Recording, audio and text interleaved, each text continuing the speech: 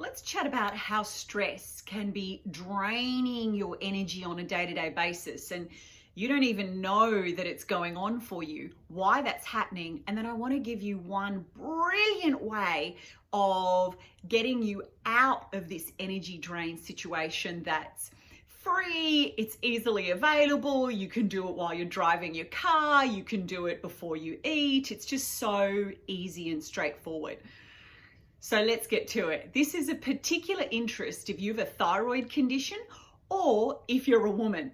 So firstly, for thyroid conditions, I'm really interested caused by autoimmunity. So either Hashimoto's or Graves', because we know that there's a high incidence of autoimmunity when there were adverse childhood events. When something happened in your childhood that has led you to up to 20 years later and even beyond having a higher chance of actually developing an autoimmune condition.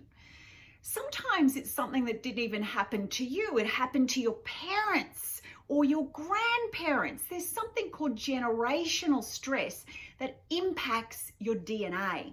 And I met with someone yesterday whose grandfather and father were actually in the concentration camps in Europe in the 1940s. And she's now dealing with a lot of physical health problems. And when we ran through what she eats, the tests she's had, the supplements she's taking, it's all brilliant. She's fine-tuned all those areas.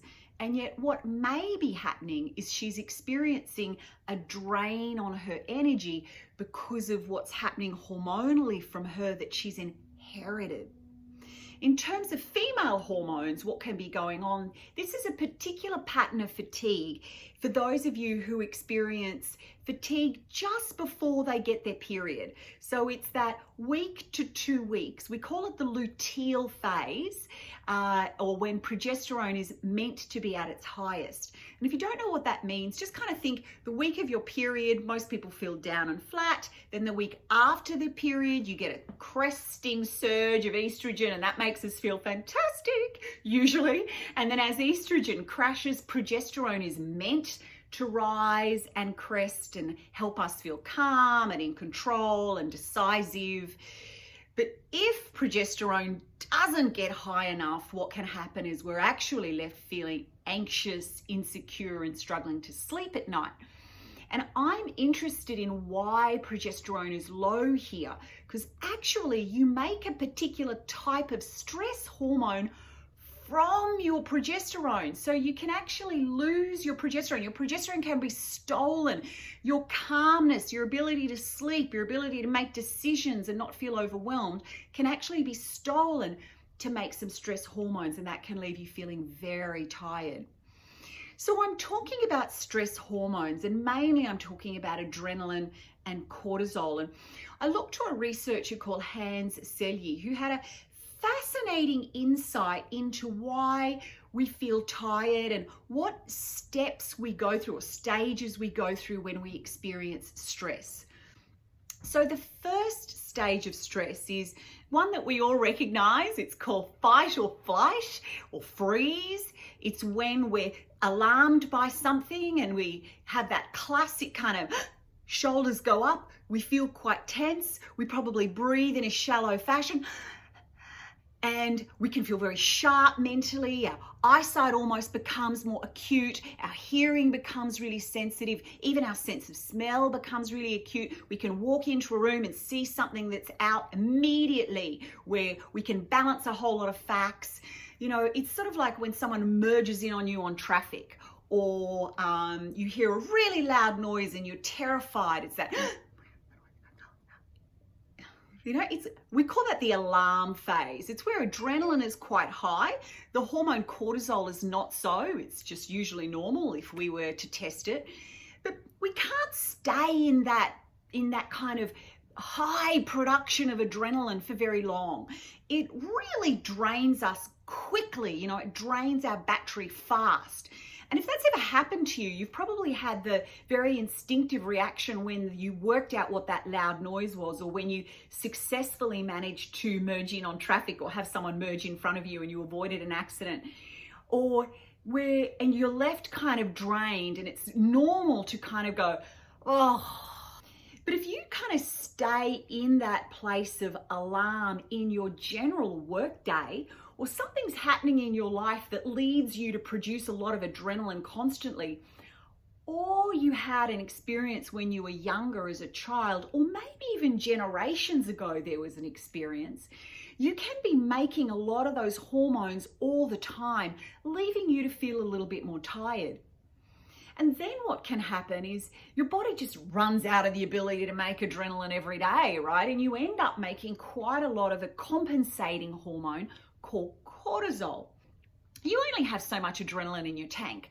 Once it's empty, the tank just automatically switches on to cortisol and switches off adrenaline. And later on, if you need adrenaline again, you can make it. But you're generally now making more cortisol. So this would be a high cortisol but lowish adrenaline state.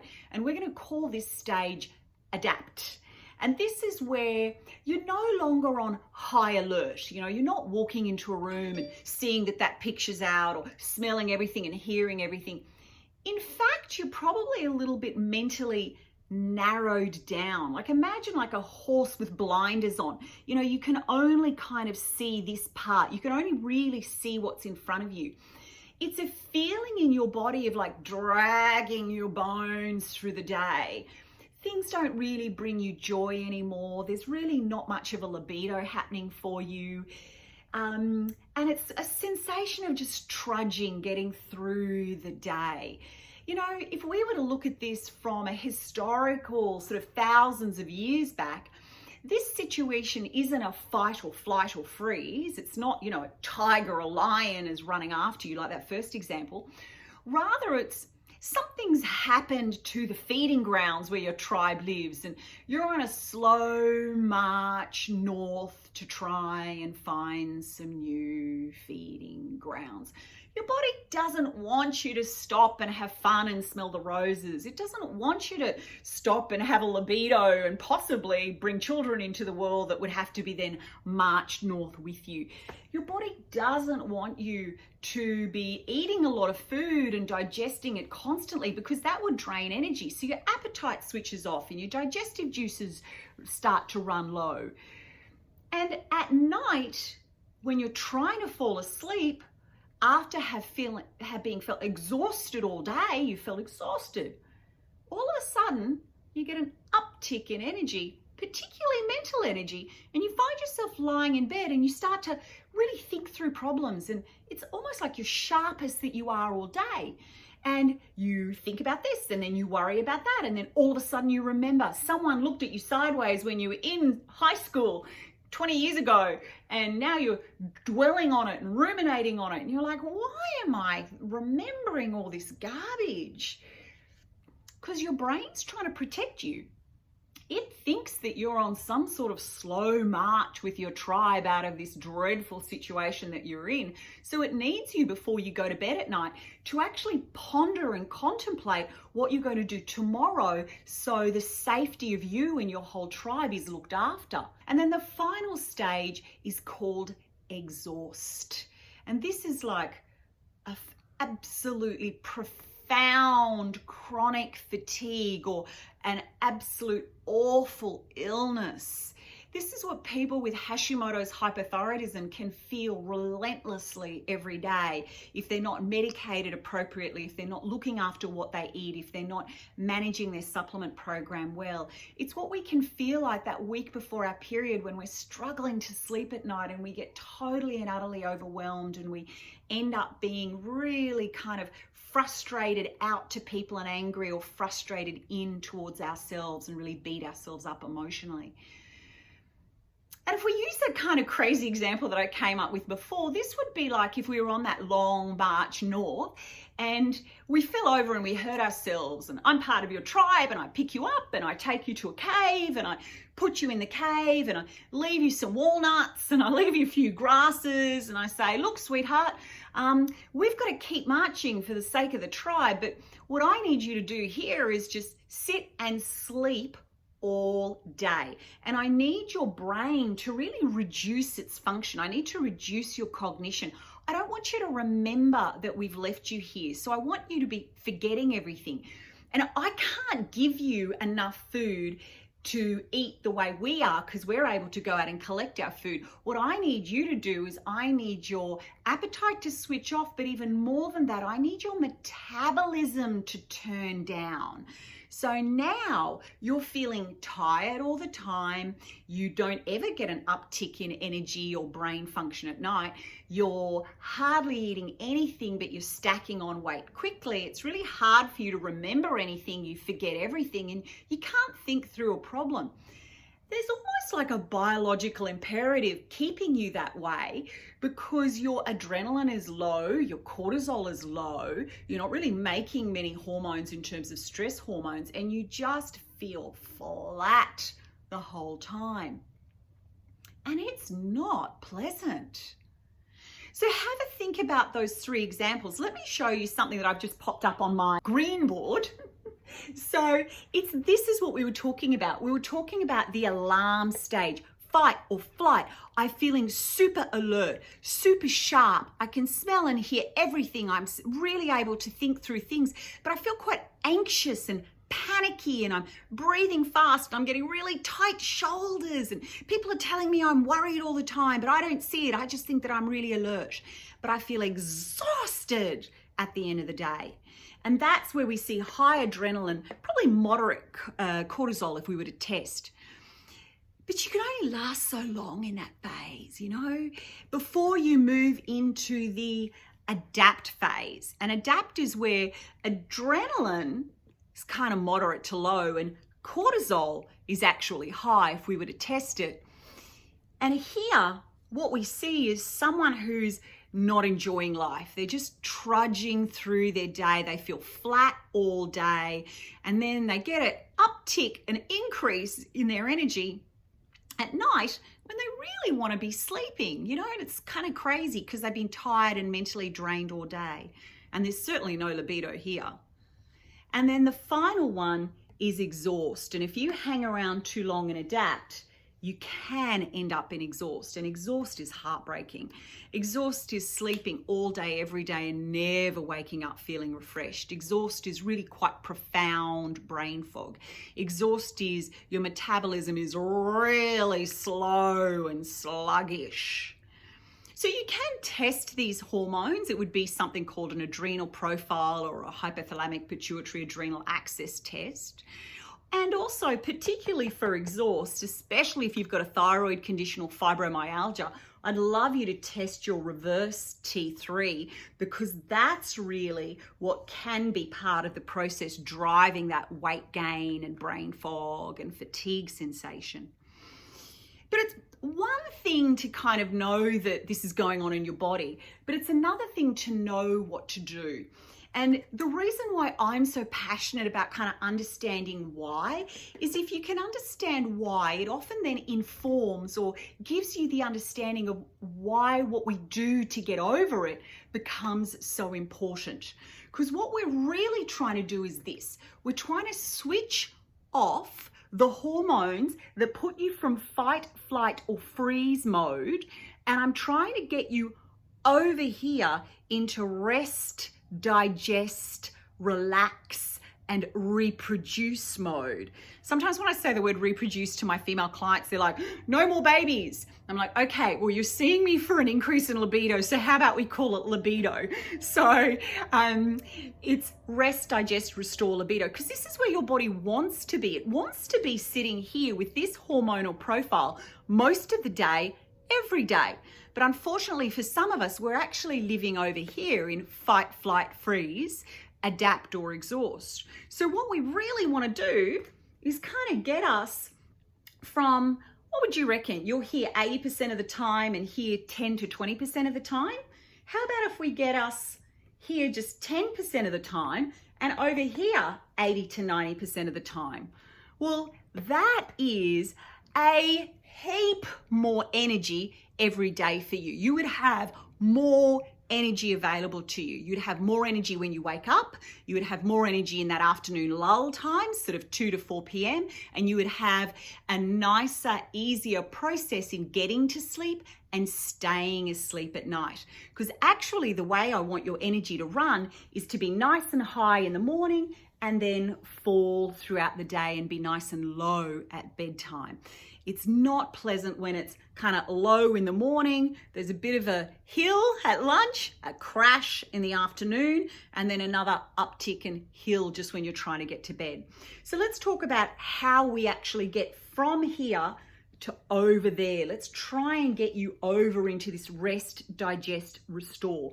Because you can hear even in those words that I'm using, sure, this is about more energy and that's usually what people are seeing me for, but it's also about getting your tummy feeling comfortable. It's about getting your digestion working well. It's about, your bowels moving easily, not experiencing bloating all the time, feeling comfortable in the stomach. It's also about your digestion. It's about getting more nutrients out of your food. A lot of people are eating beautifully and well, but they're in very low nutrient states when we do a blood test or a urine test.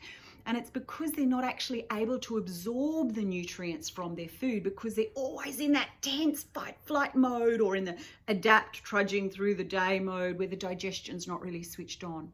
But a really great way of getting you from that stressful place of high hormone production into the rest, digest, restore is to do something called deep belly breathing. So I now want to give you a demonstration of what that is, and I want to encourage you to try this at home in front of a mirror. So I want you to put one hand here on your chest and one hand here sort of on the middle of your tummy or your belly, around your belly button. And I just want you to watch the hands as they rise and fall in front of your mirror. And I want you to get a sense of, if you were to exaggerate the movement, which hand is actually moving. Now, I know that my hand is generally the top hand that's moving. It's generally something like this. I'm exaggerating the movement so you can see it, but it's generally something like this. Or for you, is it something like this? Most of us breathe this way. So when I say to someone, just do a deep breath in for me, this is generally what I see. So try that, just like do a deep breath in. And I know that I used to breathe that way because I used to have to get regular physiotherapy, chiropractic and osteopathy and massages treatment on my neck because my neck used to go out all the time. My shoulders used to seize up, and everyone that I used to see used to say, oh my goodness, your shoulders are so tight. Why are your shoulders so lifted all through the day? And I'd be like, I don't know. I'm not consciously lifting them. So it was actually the way I was breathing. I was engaging these muscles here way too much. So is that the same for you? Okay, so the next stage of this process is to see if we can't switch our breathing out. So we're now actually breathing with this bottom hand that's on our belly moving. And what we actually want to go for is a breath in pushes our belly out, and a breath out lets our belly fall back naturally. So it's breathing in, breathing out, breathing in, breathing out. Let's do this together. So we're going to do it front on and then we're going to do it side on, because sometimes watching on the side is easier. So, and this top hand is not going to move at all. We're not going to watch our shoulders lift and not going to watch our top half move. So let's breathe in and then let our belly fall back as we breathe out. And then nothing happening here at all. Let's breathe in and then let our belly just fall back naturally, nothing happening on top at all. So breathing in and then letting it fall back. I promised I'd do it on the side, and I will, and then we're going to finish off by talking about when you can actually do this and how you do this. So let's breathe in, and I'm going to exaggerate the movement. Hold it, and then let's breathe out. And my belly falls back. And let's breathe in together. And then breathing out, let my belly fall back. And nothing happening up here at all, I hope. Okay, so now, like every new skill, we've got to make a conscious effort to do this at the start. And it's like a habit. Anytime we bring in a new habit, we need to link it to something we're already doing as a habit, just to remember to do it. Because actually the hardest thing about this process is not the breathing. Once you get that down, it's easy. It's not the doing it, because it's so quick to do. It's remembering to do it, because I want you to do this every day, as many times as you possibly can. If you could do this 100 times a day, awesome. 1,000 times a day, even better. Can you only manage once a day? That's a-okay. Whatever you can manage, that would be great. So the first thing is, I personally like to do this before I brush my teeth, because I know I'm going to surefire at least get 2 options in, once in the morning and once before bed. I also like to do it, and particularly for you, please, please, please do this before you eat. Because actually, if you're sitting at the dining room table or wherever you're eating and you're looking at your food and you do this process, breathing in, breathing out, breathing in, breathing out, breathing in, breathing out. So 3 rounds, let's call it.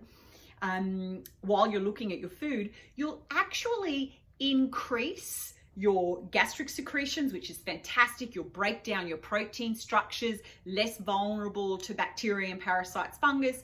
Also, most importantly, less vulnerable to food intolerances, getting more B12, more iron, more protein out of your food. And then also you'll increase this pancreatic and small intestine activity. So you'll actually have better absorption of your food. You don't need a multi-mineral vitamin. If you're eating really well and you can break your foods down, so you might actually have more energy, not only from the dialing down of those energy vampire stress hormones, you'll have more energy from the dialing up of the relaxation response. But you may also have some more energy because you're less vulnerable to food intolerances, and also you're getting more nutrients from your food. So please do it before you eat. Every single meal, snack, even a cappuccino. Let's get some nutrients out of that coffee and out of the milk in the cappuccino. And then also I want you to do this when you're doing activities of your daily life that you know you do every day. So something a lot of my clients do every day is drive. So why not, when you're driving, breathing out and breathing in, and just making that a deliberate attempt. And so often I'll say, why don't you get a Post-it note or something like that and pop it on your steering wheel and have your breathe, just to trigger that. And then know that once a week, once a fortnight, your brain will stop seeing that Post-it note. So rip it off, throw it in the bin when you found, gosh, I did a whole trip and I didn't do 1 round of breathing. Time to get rid of that Post-it note, get something else, a different color, use a different color pen, a different color piece of paper, a different color way of sticking it on your steering wheel, and do it again. And your brain will actually see that Post-it note and remind you to do it. So in the olden days, I think they still do, right? They say, you know, a lot of women are instructed to do the pelvic floor clenches when they're at a stoplight or a stop sign. Ladies, please go ahead. And then when you're not clenching your pelvic floor, let's do some deep breathing and have some fun with it. Now, I like to get people into rounds. So breathing in, holding, breathing out, pausing 1 or 2 when they're driving. Why? Because I don't want you to take in a whole lot of oxygen to your brain. There's a possibility that you might feel lightheaded. So let's just get rid of that altogether. So if you're going to do it while you're driving, let's breathe in for say 3 and cap it at a fairly low number. Let's hold it for 3 and then let's breathe out for 3 and then just pause for 1 or 2. So let's call that pyramid breathing. In for 3, hold for 3, out for 3, pause 1 or 2. Let's do it together. So let's put our hands back here and let's go in, hold 2, 3, out 2, 3, pause 1 or 2. Let's do that 3 times. Breathe in, 1, 2, 3, hold 2, 3, out 2, 3, pause 1 or 2. Let's do 1 more and finish off there, and we'll do that on the side so you can see it. I'm still holding, breathing in, hold, out, pause. Well done. Welcome to deep belly breathing, diaphragmatic breathing. Welcome to relaxation response. Welcome to turning off those stress hormones that are draining your energy and switching on the rest and restore relaxation response that will give you a beautiful gift of more energy in your day. It was lovely to have a chat. I love to hear your questions. Do you have any? Do you have some experience with it? How did it go? Do we need to problem solve it? Pop it in the comments and we'll speak again soon. Bye-bye.